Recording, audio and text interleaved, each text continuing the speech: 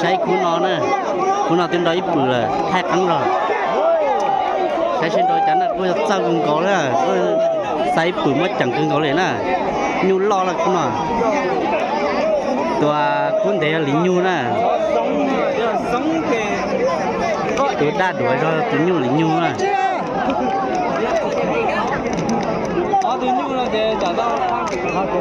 ใช้ตัวตัวยังน่ะ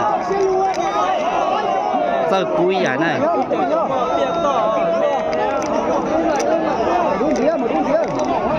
ฉันน่าจะเอาหลวไปปต่อนะ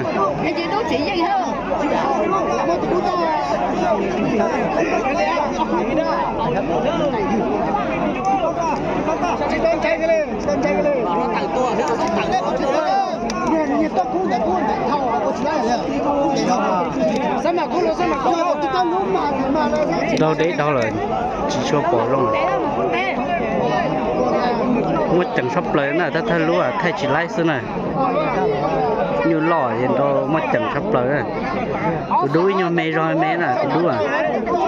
đuổi cú lủi rồi ha tôi lính như cuốn để rồi thế lo rồi mẹ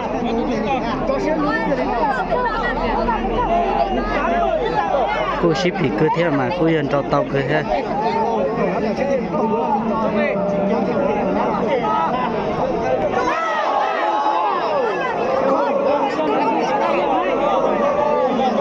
son trốn là tôi chỉ lính nhung ca thế này như sao cưng cố thế này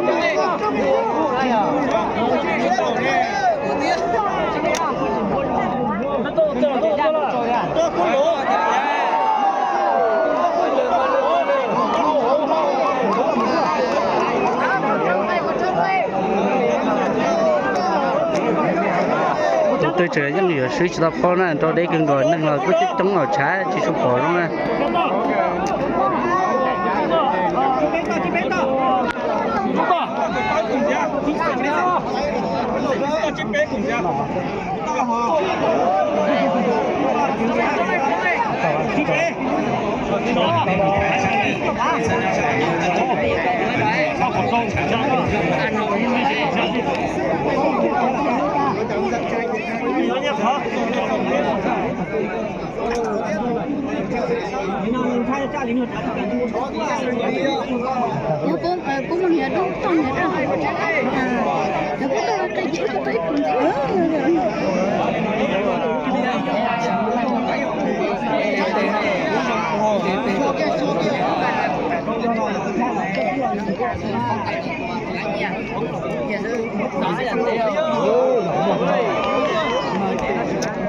chín nhỏ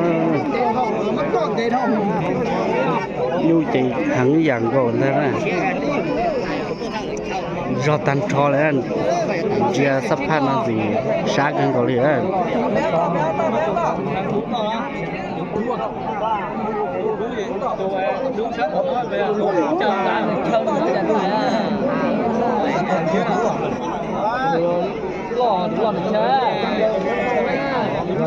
có một